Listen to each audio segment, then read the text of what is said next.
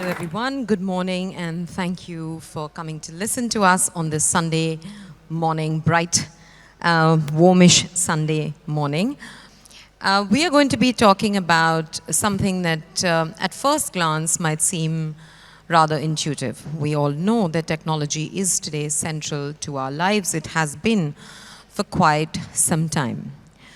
But the thing is that we think of technology, we think of digital technology as an extension of the world that we live in, an improvement, if you will, upon the world that we live in. We think that in the way, say, automobiles change the way we travel, internet has changed the way we communicate and transact.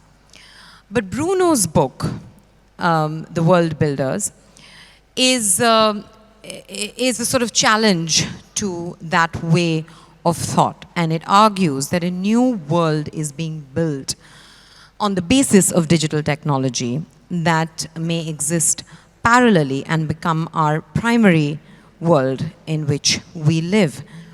What are the rules of this world? Who are the architects of this world? These are some of the questions that his book asks.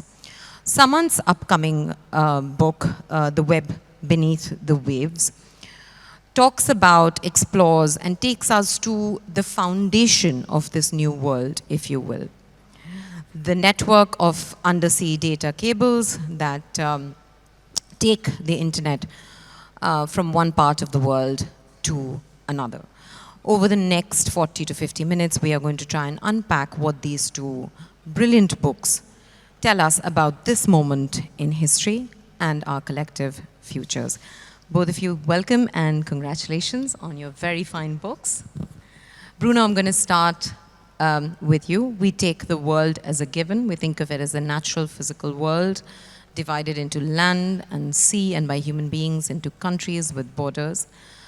But you question this premise in your book, asking if we're not entirely migrating to a different world that is being built before our eyes. And to expound upon this idea, you use the analogy of a new world game. Could you start by introducing the audience to this idea? Yes, thank you.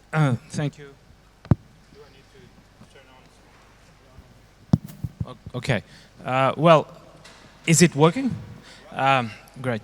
Thanks for coming. You know, with driving here, I saw everyone having fun outside, and I hope you have fun as well here inside. The idea of the book goes back quite a long time. So 2018, I started to have this idea for what could be a book. Publishers were not really understanding what I had in mind, but I persevered. And the idea was, I kept hearing, particularly when I went to Washington, if we're not careful, we'll be living in a Chinese world. This sentence was going around 2018, 2019 in the Washington think tanks. And I was taking it literally, which is something I'd like to do, to take metaphors literally, because they usually contain something important. And started thinking, well, what is this idea of living in a Chinese world? And, you know, I thought the world is the physical world outside. It's, you know, created by God or created by cosmic accident, but not created by the Chinese Communist Party.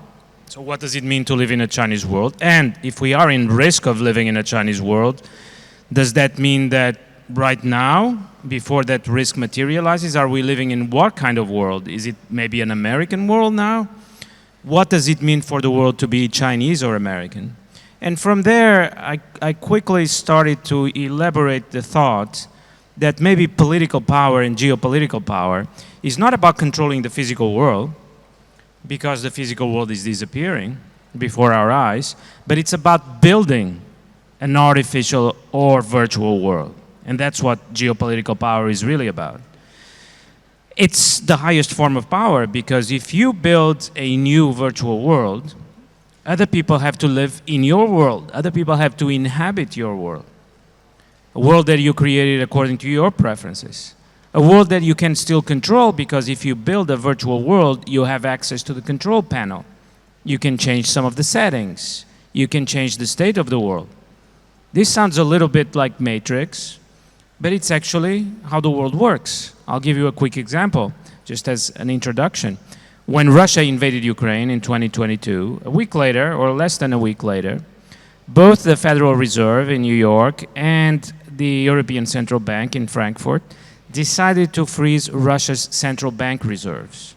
Russia had accumulated reserves in its central bank, 400, 500,000 billion dollars. This is not in cash. These things cannot exist in cash. The reserves were an entry in a computer system in both Frankfurt and New York. And so the European governments and the American government could just touch a key in those computers and freeze every kind of movement affecting those reserves. They could even transfer them to Ukraine, this is being discussed, or they could cancel them. 500 billion would disappear. So what does this mean? Essentially, because the world is no longer physical, but takes more and more these computer forms, the people who built the world, the superpowers, in this case mainly the United States, have an enormous power to dispose of how the world works and even to dispose of some of its basic settings. The book takes on this premise and then applies it to pretty much everything to try to make sense of how our geopolitics works in terms of this framework. That is essentially the premise. The main idea is you are never as powerful as when you build a world, force others to inhabit your world, and perhaps even others will not be aware that they are living in your world. They will think they are living in the physical world. That's the highest form of power. The basis of this power is what you explore in your book. We think of the internet as invisible, but in fact, over, as your book says, 900,000 miles of undersea fiber optic cables that are carrying data connectivity are the very foundation of the world that we live in today. What made you take this project on? What was your entry point into this project? What made you say, this is what I want to explore? How did you go about reporting this? Because it's such a vast subject. And you've written such a precise and sharp book out of it. And what might have been some of the discoveries that you made along the way? Well, I mean, it's never good to start a panel by disagreeing with your co-panelist. But I'm going to do it anyway, which is that, it is definitely tempting to think that the world we live in is virtual, driven by data, lives online. If you control information, you control the world. You can build these virtual worlds, and they have immense power. And all of that is true, really. But I think what struck me when I was researching this book and when I set out to write it is just that we still live in an intensely material, resource-oriented world. And cables are the classic example of that, which is that the internet, the entire structure of the internet still depends on these little glass fibers, about as big as a garden hose that lie at the bottom of the sea. You cannot, despite what anybody tells you about satellites taking over internet infrastructure, it's not going to happen anytime soon. 99% of all internet traffic is on these cables at the bottom of the sea. And so who lays these cables, what they're made of, how you make them, all of this still depends on very physical elements. But there's so much else, right? And we kind of see this around us increasingly over the same last 5 years. Who controls the manufacture of chips? Where you put server farms? Where you get rare earth minerals from, which is why strange orange men want to take over Greenland. I mean, all of these things are like really crucial physical aspects of the world that have not gone away. They've actually become even more important. And the other thing you see in this slightly abstract virtual world is that it's quite a good reflection of the world that we've lived in for the last 100 years. The centers of power are still the same. The dynamics are still the same. The imperatives to colonize and to extract that flow from the global north to the global south, still the same. The power of the American corporation, still the same. All of these elements that we've become familiar with since 1945 or thereabouts still very much continue to operate in this world of the internet, in this world of undersea data cables, and in the broader sort of information technology world that Bruno was talking about. And so my sort of curiosity about this was stoked by an article that was written a long time ago in the 1990s by the science fiction writer Neil Stephenson. And he wrote this mammoth 40,000 word essay in Wired magazine about these cables. At that time, they were still quite a nascent technology. Fiber optics were not really being laid by companies very much at the time. But he started to track some of these. He goes around the world. He becomes what he calls a hacker tourist. And he lands up on beaches and in server farms and watches the internet being laid before his eyes. And I thought, well, what's happening now? 30 odd years later, what does the infrastructure look like? And I set out to kind of discover this, and I found that many things are still largely the same. The technology is much more sophisticated, but the elements of control, the elements of sort of who lays these cables, how they're laid, all of that is still very, very similar. So I also became a hacker tourist. Just after the pandemic ended, I went to places like Tonga in the Pacific and Ivory Coast in West Africa and Cornwall, not very far away from here, and a bunch of other places just to see these kinds of things that Neil Stephenson was seeing. The one thing that has changed the most between Neil Stephenson's time and today is that the internet is integral to our lives. We think of it just as something that we can use to browse Twitter during panels at JLF, but actually it's much more than that. It's just, I'll give you one example. In Tonga, this country that had experienced this huge volcanic eruption a couple of years ago, there's only one undersea cable that's running out to serve the entire island chain with internet, and that was snapped. It took 16 months for some parts of Tonga to get cable access back because a lot of the cable laying ships were just busy laying cables around Africa or cables to the US or to China or whatever it was.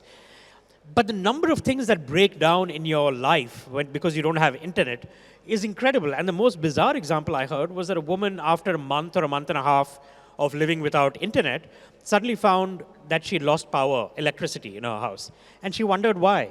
She had solar power, the grid, she wasn't dependent on the grid, so she went up to the roof and checked on the panels. The panels seemed fine. She couldn't figure it out.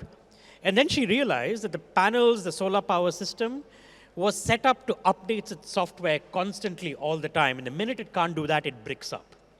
She lost power. She couldn't restore power to her house until the internet came back on 15 months later. So it's just these odd use cases that you never kind of hear of. But to be honest, if you lose internet to a country that's much more networked to the world than Tonga, Taiwan, for example, it will be chaos. It will be the biggest kind of infrastructure collapse you can think of. And I found that fascinating. And you tell the story fascinatingly, but just to come back to something that you were talking about, Bruno, you were saying that your starting premise was perhaps a phrase that we could be, if you're not careful, we could be living in a Chinese world, and you found yourself thinking, what is it now? Is it an American world? I'm curious, in this sort of new world game that you talk about, what does superpower mean? We're used to thinking about global superpowers in a particular way, economic powerhouses, military powerhouses. What does it mean today to be a superpower? And how is geopolitics evolving in the search of global supremacy in this context? Yes, so I mean, the good thing about writing the book was that starting from that simple premise, then the premise seemed to work. It seemed to help me get answers to problems that I had been thinking about. And this is one good example. We never knew very well how to define what a superpower is, but in terms of my book, it's very simple. There is a game. Some people are programming the game. Others are just playing the game. If you're familiar with video games, that's how the book works. And in those terms, it's very easy to define a superpower.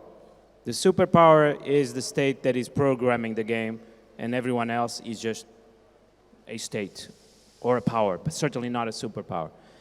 And looking at the world today, we see essentially one country that has played that role for a long time. We see a country, China, that is challenging that role. We see others that can perhaps on the margins add some lines of code to the system. I say in the book that maybe the European Union on things like trade is able to have an influence. Maybe Russia on energy is having also to write a little bit of the program for the game. But essentially, we have two superpowers, one rising, one increasingly being able to also play the role of programmer. And I think in the recent trade war, we saw that. It was an interesting moment because Donald Trump clearly started from the assumption that America's power was unlimited. And what I thought was very interesting, I'm sure historians will write about these 5 months, was that he started to realize that that wasn't the case. He started to realize that, in fact, China already had the ability to have a significant influence. had the ability to provoke inflation in the United States, had the ability to leave the shelves open, had the ability to stop exporting rare earths to the United States, and therefore you saw sort of a kind of compromise being formed. I argue in the book that maybe the best scenario for world politics would be a kind of a permanent, ceaseless game where the superpowers increase and decrease their influence over the global system according to the choices they make, according to the strategies they have. But there's an integrated global system, and there's the ability for different powers to have an influence shaping it. So right now you could try to have like the score of a game where the United States has 70% of influence and China has 20% and the European Union has 4% and so on. And these scores could change as the game progresses. That's kind of the vision that I have for the world system. Rather than having separate spheres or rather than having conflict, you have a game where the percentages of influence go up and down depending on how the players play the game. I'll take this question to you, Samanth. If one was to look at the map of undersea cables, the cartography, if you will, what will it reveal about the state of geopolitics today? Well, I mean, it's really interesting because if you look at the map of cables in 2025, and you look at the map of telegraph cables that were laid in the late 19th century, and you kind of superimpose them, they're almost exactly the same. There are more undersea cables carrying fiber optic cables carrying information, that's true. But virtually the only change has come in the thickness of the swatch of cables that runs to China and East Asia, which speaks very much to what Bruno is saying, which is that somebody else has come up to start playing the game, and that player is obviously China. But by and large, there's a big belt between Western Europe and the East Coast of the United States. There's a big belt that comes out of Western America and goes to East Asia. And then the rest of it is all sort of, little strands popping out here and there. East Asia is a big clump. Africa is woefully underserved by internet cables. So are smaller countries in the South Pacific. So Australia has some cabling going out there, but it's such a huge haul that they've had to develop their own companies that lay these cables. So it's very much, what does this reflect? This basically reflects the state of the game. It reflects the state of power in India, in the world today. And that has slowly changed over the last 30 years with the emergence of China. But it still, as I said, I mean, the persistence of the trends in the late 1800s still continue to astonish me.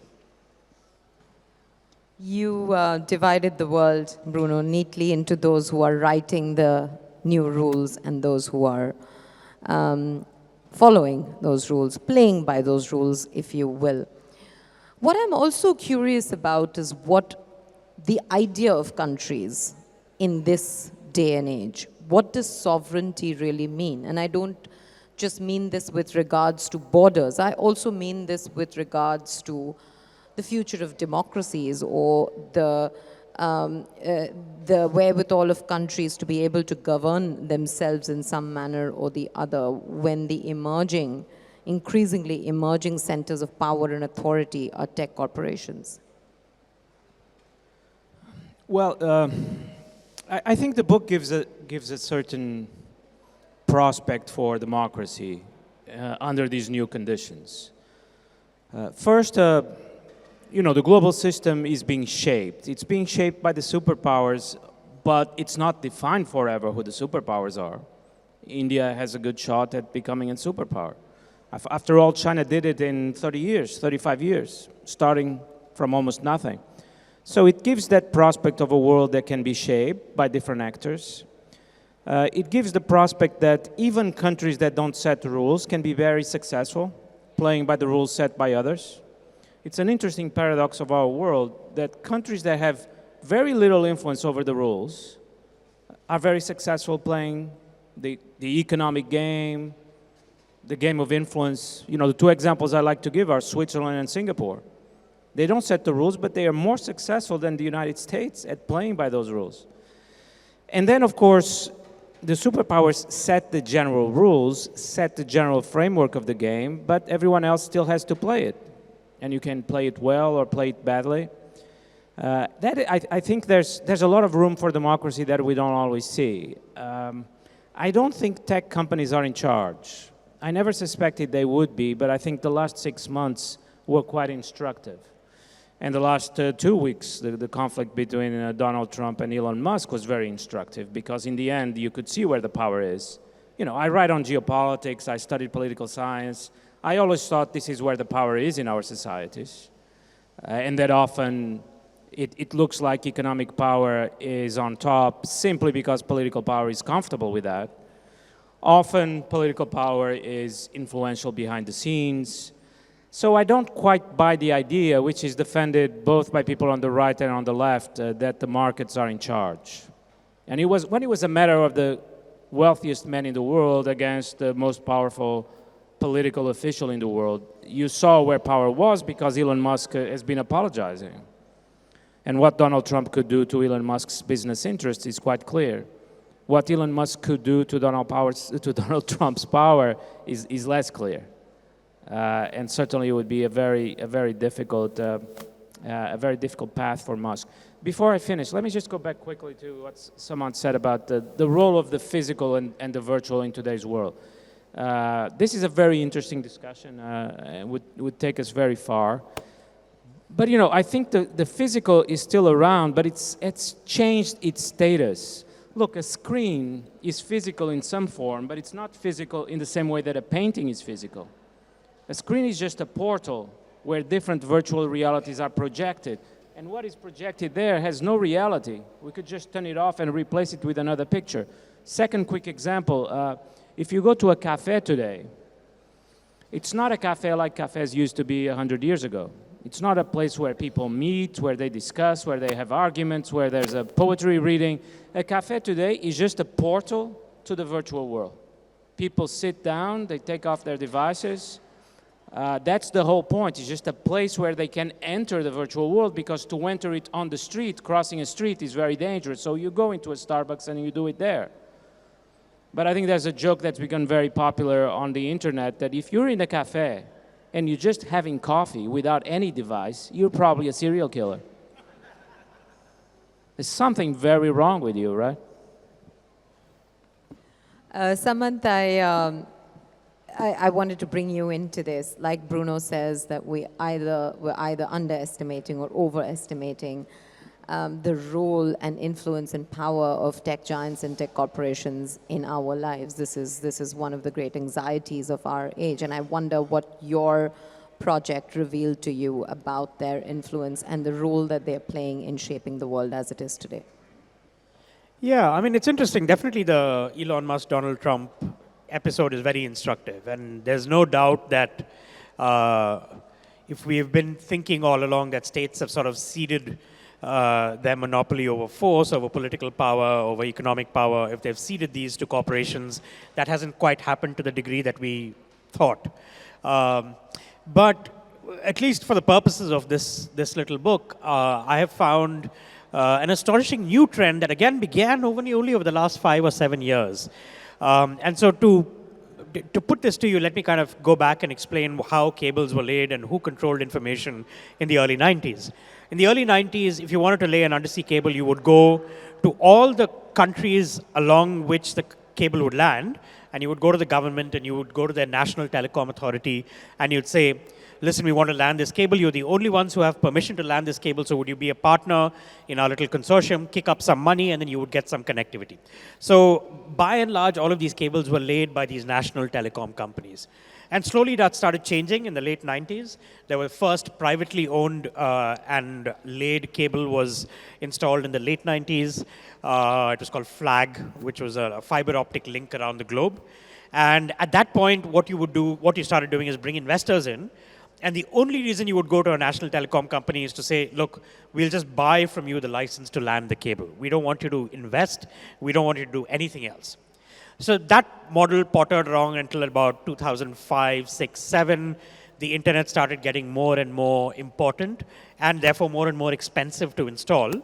And slowly it started to become clear that if you wanted to lay really high capacity cables, there's very few companies in the world that have the money to do that right now.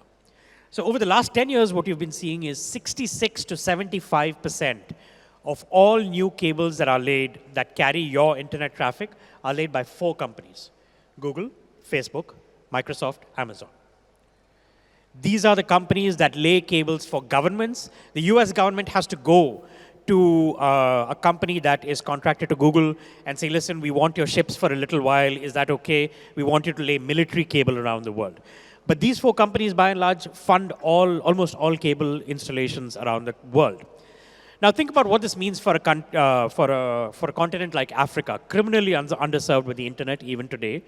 And it has been linked up recently by the longest cable around the world, which is called, which is laid by Meta and is called To Africa. This huge cable that loops around South Africa, goes up to the Middle East, and then goes to India. Entirely laid by Facebook. What happens to the information that is carried on there? Who controls it? What do they do with it? All of these little elements that we've taken for granted while surfing the internet become doubly important when you think about entire populations being served by 1 company or 2 companies that are located in the US. Further, any kind of bid by companies from elsewhere, and primarily China, to get in on this trade has been stymied not only by these American corporations, but by the American government that is helping them. And so suddenly you see the divergence of the internet itself. China is laying its own cables along a particular route. American corporations are laying their own cables around a particular route. They just run in parallel. It's more than an enormous waste of resources. It's just a complete bifurcation of the internet itself. Now think about what that means for a network that we thought until now was unified, cohesive, and links us all around the world. And then you come to see, of course, that this has always been the case. In a sense, like over the last 10 or 15 years, American corporations have increasingly come to control the internet. We've thought of it mostly in the online space, but they control the physical infrastructure and backbone of the internet as well. You started this conversation, Bruno, by giving us an example from the Russian invasion of Ukraine. We live in the physical world that we live in. It's an increasingly fractured and violent world. Russia is still at war with Ukraine. The massacres going on in Gaza seem to be a never-ending horror show. India has just come back from the brink of almost full-blown war with Pakistan. Since I wrote these talking points, Israel has gone to war with Iran. I wonder how this new world that you speak of that is being built is shaping conflicts and perhaps even engineering them. Very quickly, still on this question of companies, just 20 seconds. I don't think the United States ever believed that companies were in charge. China, of course, never believed that. The bloc that really took that idea seriously was the European Union. And look what that did to us. 20 years ago, it was very common to hear, it doesn't matter if the leading companies taking over the European internet economy are American, because they are in charge. They're not American. They stand above America and above every political state. Well, fast forward 20 years, Donald Trump is taking his 2nd oath of office, standing behind him, the CEO of Facebook, the CEO of Google, the CEO of, I think, Microsoft, I'm not sure, Elon Musk, and so on. And people in Brussels were like, uh-oh. Well, it turns out these companies are very American. They are there sitting behind the president as he takes office. And in the meantime, we don't have any European companies. And now we're talking about European companies. In the end, it was a delusion to think that markets existed outside states. It was a delusion to think that companies don't have a nationality. It was a delusion to think that it didn't matter whether companies were American or European. It was a big, big error that we're going to pay for a long time. Now, sorry, can I just step in really quickly? Because again, in terms of plus à change, what model does this hark back to? It harks back to, for example, the East India Company being sent out by the British, the first colonizing company. 400 years ago, that's what it did. It went out and colonized on behalf of the state. It was under the control of the British Crown. And the minute things got sort of inconvenient or hot, the entire territory under the British East India Company's realm was given over to the Crown itself. 400 years later, that's essentially what companies are even today. They are sort of the handmaiden of governmental power, of state power. And these two work hand in hand all the time. Yeah, William's book, The Anarchy, when it came out, people were very interested in the idea that companies were in charge and look at the East India Company. But I think if you read the book or if you reread it, that's not really his point. The point is that states use companies for their national goals. Now, your question, very, very quickly. The order is constantly being built and rebuilt. And in fact, I think when a superpower stops building, that order immediately starts to unravel. It has to be a permanent effort of building. If you look at the United States today, the effort has ceased. The United States is no longer building anything. And the American order immediately starts to unravel. This is not like a building that stands on its own if you stop building. You have to build constantly. And therefore, we are in a transition between an order that was built by the United States and something else that I think will take quite a long time to be fully built. And in the interregnum between one order and the other, we have obviously disorder. We have chaos, and I think more than that, we have destruction. If we look around the world today, it's a process of accelerated destruction, which in the Middle East is taking unimaginable forms. But I think a little bit around the world, you see that complete unraveling. You see that, of course, very clearly also in the way Western democracies talk about global order. I'm now old enough to remember 20, 30 years ago, there was a lot of hypocrisy, but there was still commitment to something like a global order that we thought we would be in charge, so we were very committed to it. Now the messages coming from European capitals and from Washington are just images of brute power, law of the jungle, might is right. This is being defended quite unashamedly, in fact. Sometimes it's even so people seem to be proud that there are no more principles, no more rules, and that only force should be in charge. On this, I don't have a very optimistic message because I think order is very difficult to build. And when one order unravels, we have to go through, sometimes if we look at the past, decades of disorder, of chaos, of destruction. Samanth, you write about gray zone warfare that exists between war and peace, which involves the sabotaging of undersea cables. Could you tell us about this form of warfare and its evolution? Yeah, I mean, this is part of the disorder that Bruno has talked about. This is kind of like underlying degree of chaos that rogue states, and sometimes, I mean, when I say rogue states, I don't just mean non-Western states. Western states are equally rogue when they want to be. That they're happy to sort of stoke whenever they can. And one example of what I call gray zone warfare, which is neither outright peace nor full-blown war, exists in the cable world.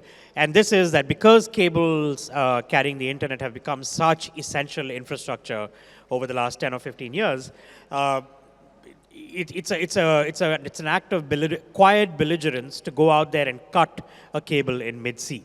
And this happens more often than you think over the last 3 or 4 or 5 years as a deliberate act.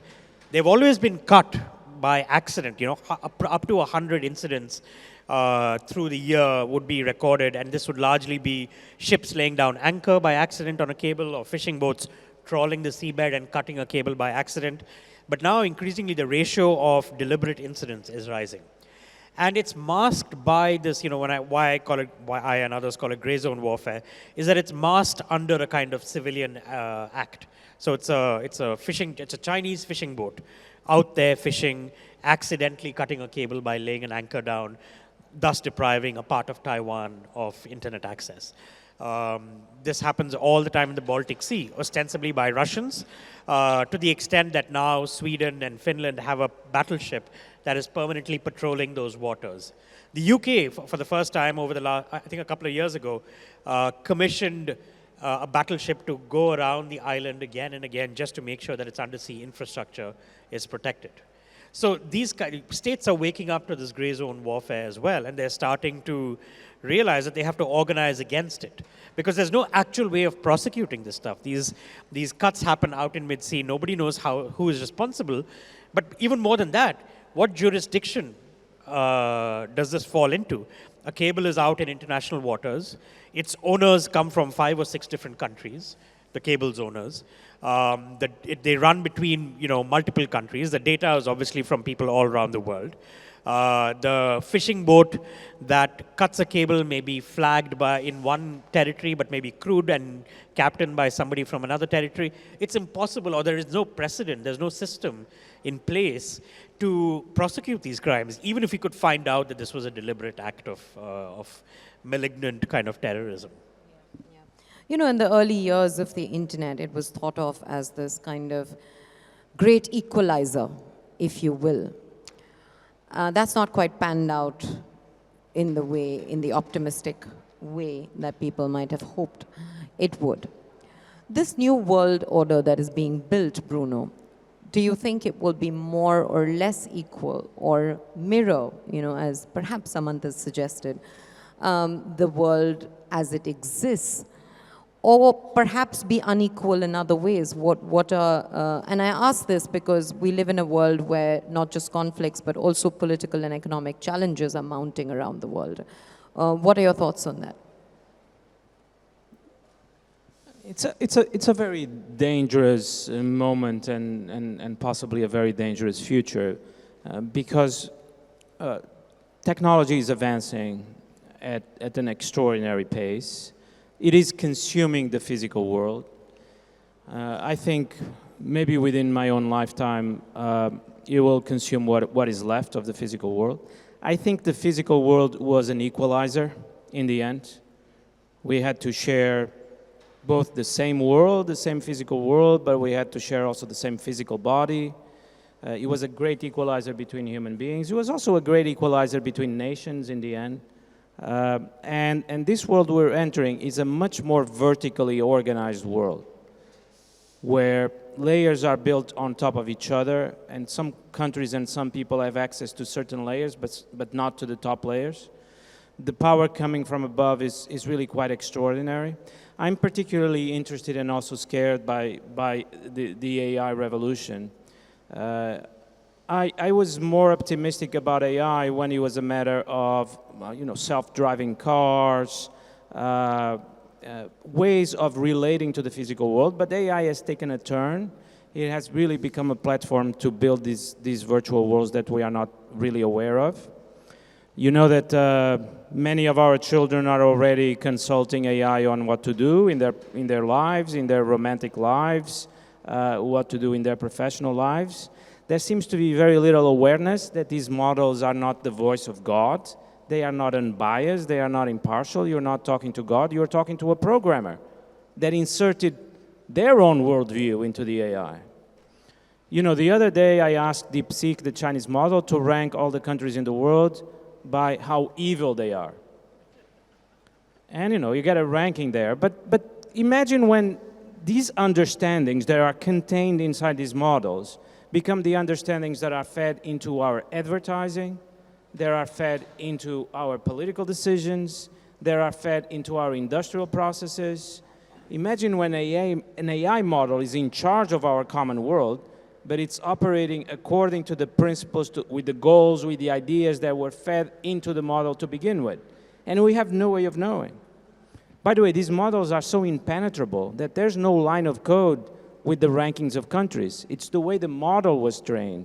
It's the way the model developed, almost like a human being. It's the way the mind of the model grew. So if you open the model, you're not going to see there anything. It's completely impenetrable. Only the people that built it know anything about, and not everything, but anything about the way the model is supposed to work.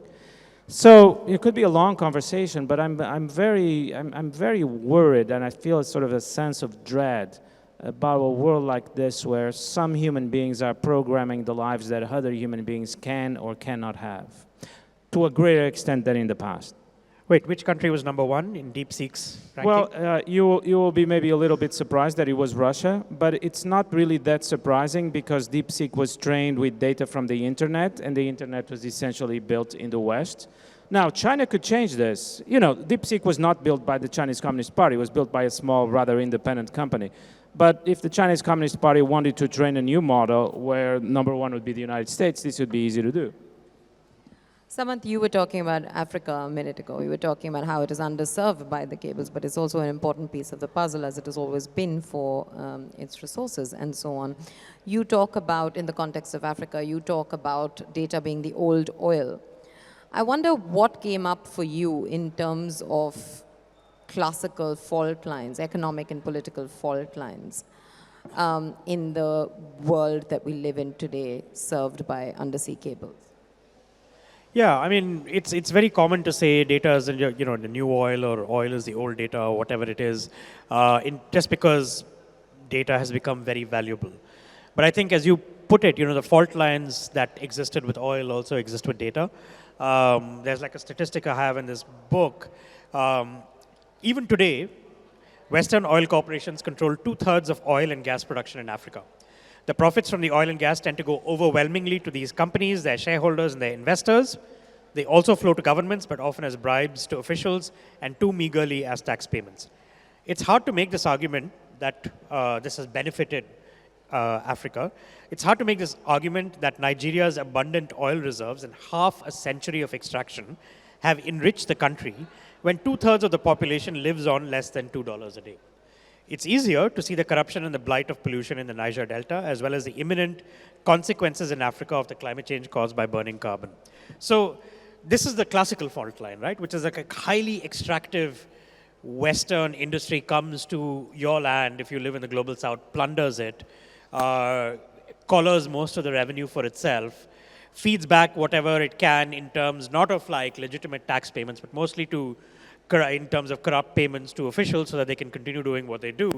And then there's like a knock-on effect later, which is that by burning all this oil, who suffers the most from climate change? It's these hot countries where the oil was extracted from. I think that same fault line exists with data. It's the same kind of extraction. It's the same kind of corporate-driven, or as we call it in this case, driven by corporations, but at the behest of governments in the West. And there are few, if any, knock-on benefits to the population that gives up its data for a cheap price. And in return, they will suffer consequences, which in this case is the control of their data, possibly the sale of their data to third parties without their awareness or knowing about it. That fault line still exists, and it's a classical fault line. It hasn't changed over the last 80 years. It's the American Western corporations, and it is sort of the global South and their largely poor and deprived populations. I'm glad you brought up climate change, because while we still drink water and breathe air, we'll have to worry about the future of the physical planet. Bruno, any thoughts on how the new world game is interacting with climate change? We have to rebuild our energy systems in a new paradigm if we want to have our planet. And this is a great opportunity for world builders, for new superpowers to emerge. I argue in the book, and I'm more and more convinced of this, that the great power transitions in the past happened through energy transitions, not through wars. United Kingdom became the leading country in the world because it mastered the first industrial revolution, the first energy revolution with coal and the steam engine.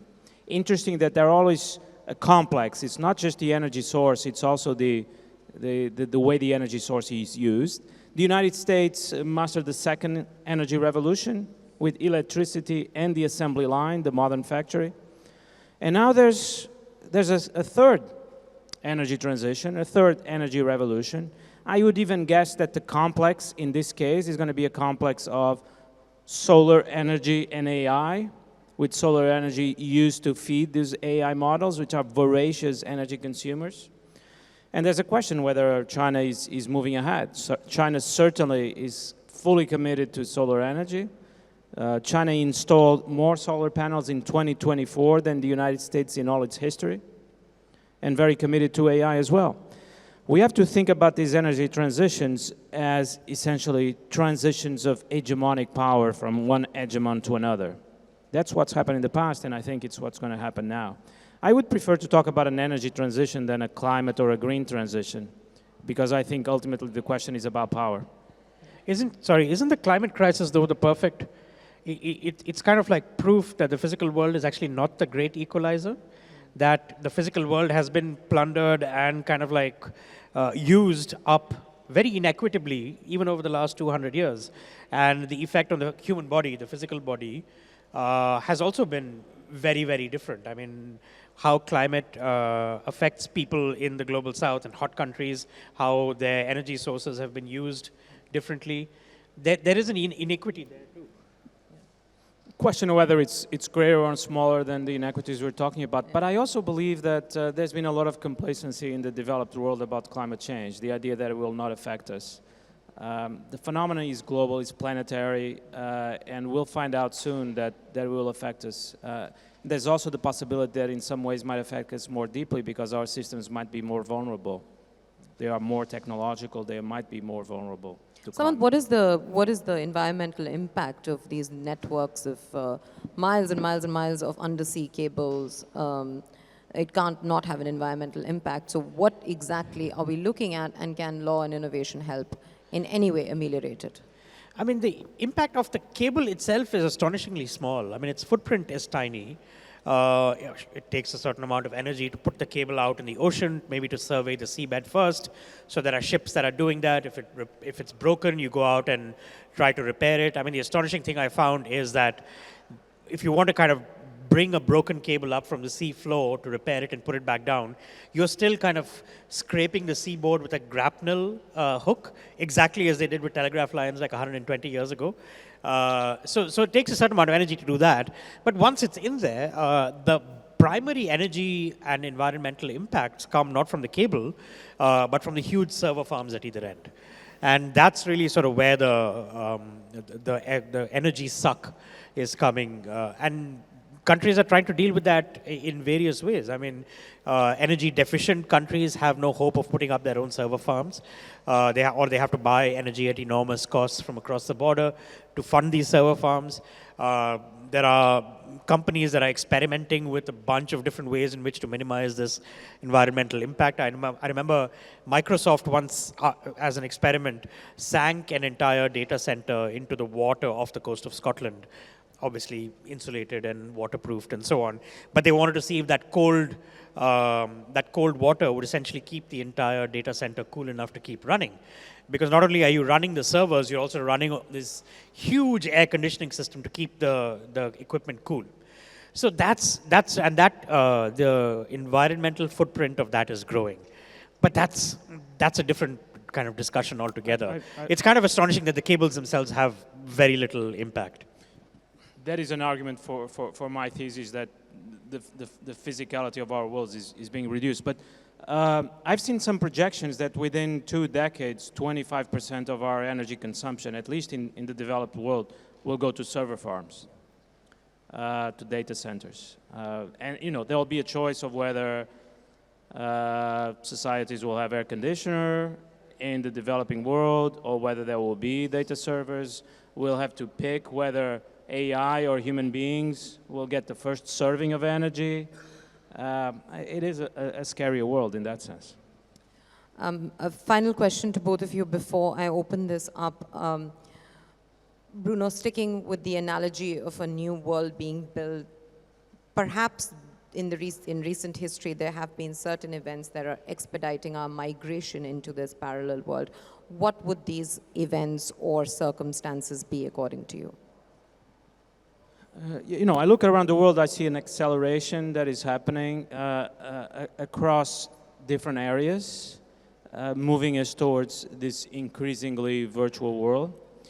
I thought the pandemic was a good example of this. The pandemic was a sort of a training exercise, gave us a glimpse of what the future is, where we don't meet human beings except online. And in some respects, I think we'll move towards that, but the pandemic was a kind of a preview. The competition between China and the United States for technological dominance has been an enormous accelerated. There's a sense that you have to be the first to arrive there. There's enormous fear and anxiety about artificial intelligence because once artificial intelligence models are intelligent enough to program themselves, the process starts to develop at machine speed, at the speed of light, rather than at human speed. Then models improve at machine speed. And the country that gets to that point first will be unstoppable. Artificial intelligence itself has been an accelerator. We didn't quite see that it would happen so quickly. There's a lady there showing us the minutes, making me very anxious. And also climate change, I think, has been also an enormous accelerator because it really places us in a situation where we have to make our societies autonomous from nature and from natural forces. We have to make them independent, even to the point where they don't draw energy from the physical world. I'm very struck by the idea that solar energy does not increase entropy, but in some sense actually decreases entropy. If you capture a sunbeam before it hits the earth, you can use it to power machines or to power electricity or to power human lives. And so the energy is preserved rather than hitting the ground and dissipating as heat. It's a new kind of energy. We tend to think, I'll finish with this, we tend to think of solar energy as being somehow primitive. And I think I know the reason. It's because, human beings, the first source of energy they used was solar energy. When they wanted to warm up their bodies, they would lie on the grass and warm up their bodies using sunlight. So we tend to think we're going back to that. But, that is a serious mistake. Photovoltaics, solar energy, essentially derives from a paper that Einstein published in 1905 about the photon. It's the most advanced, technologically advanced form of energy we've known, more than nuclear. And I think that's where we're going. Samanth, very quickly, if you had to do a follow-up to this book, what are the developments you'd keep your eye on? Sorry, you said very quickly. I think actually the action lies between the US and China and sort of what they do to the control of this internet infrastructure, how they proceed in terms of building out these cables, and what that does to the internet, and how that exchanges forever probably the way we experience the internet and use it. I am very, very sorry. I was supposed to be told when 15 minutes are left. Perhaps they put up a sign. I didn't see it. I've just been told that time is actually up. I apologize profusely. I am not being allowed to take questions, but both their books are available. Of course, this book is not out yet, but other books of Samanth are available. They will be signing, and hopefully you'll be able to speak with them then. Once again, thank you for listening, and very, very sorry I couldn't give you time to ask questions. Thank you. Okay, well.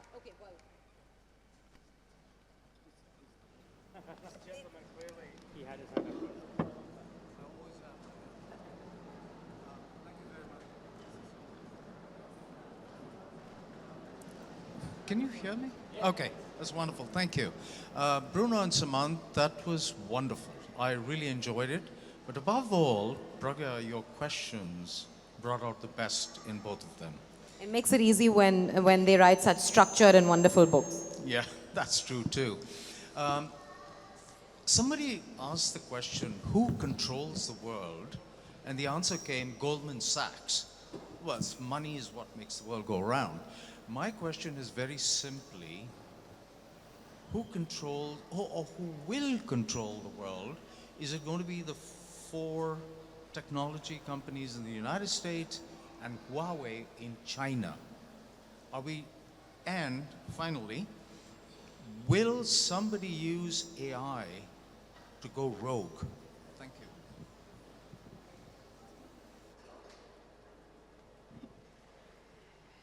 I mean, this question of what is rogue is very interesting because, I think Israel has gone rogue, and Israel is using AI in Gaza on a massive scale. You can find some articles in the Israeli magazine 972 about how AI is being used in Gaza. This question of whether companies or states control the world should be a panel, a different panel. I'm very strongly on the side that says it's the states. The question is, as opposed to the past, as opposed to the Mughal Empire, states in the last 2 centuries control the world through a system, a complex system of economics, technology, finance, trade. And within that system, sometimes the most visible part are the companies. And that's what convinces people that the companies are in charge. But in the end, these companies belong and are part, are an element of a system that has been built and is still controlled by powerful states. That, in brief, is my answer, and I will stand by the answer to the end. Yeah, I would tend to agree. I mean, the fact that you mentioned Huawei is interesting. I mean, Huawei has obviously sort of been sanctioned in the US because the US believes that it is a state-controlled corporation. But it has become evident over the last 10 or 12 years that the 4 tech companies in the US are maybe, you can say they're slightly less beholden to the US state, but when you've said that, you've said everything. I mean, the government still exerts enormous control over their policies. So in that sense, the world changes and still remains the same. There's still governments and states kind of pulling the strings behind the stage. I think we have time for one more question. Hello. Thank you very much. Thank you for a great presentation, really interesting and fascinating. My question is, could you mention a little bit about cryptocurrency in terms of the future, and also in terms of what do you think in your models will be the world like in the next 25 years? I'll just answer quickly on crypto. So, you know, I was very interested in crypto 5 years ago. I thought it was part of the process that I'm describing, that national currencies would be replaced by a technological currency. It hasn't worked because the problem for crypto is that, again, states are in charge. And states are very zealous about protecting their currencies and protecting their financial systems. The banks don't like crypto. But the banks in this case are following the guidance coming from states that control them ultimately. So I've lost a little bit of interest. I think crypto has turned into a kind of a risk asset, into a kind of hyper tech stock. You know, in moments of geopolitical turmoil, like the last 2-3 days, crypto people would argue that crypto would go up because you have a system that is foolproof, that is independent from geopolitical considerations and so on. But in fact, it's gone down. When there is uncertainty, people flee either to the most powerful currencies or to gold, but not to crypto. So it is possible that states will adopt digital currencies. China is doing it. But I don't see the future of crypto as being connected to the future of geopolitics. I see it as being connected to the future of finance and investing. Would you like to add anything? All right, well, that's all we have time for. Please buy the books, follow them both online to continue the conversation. Thank you.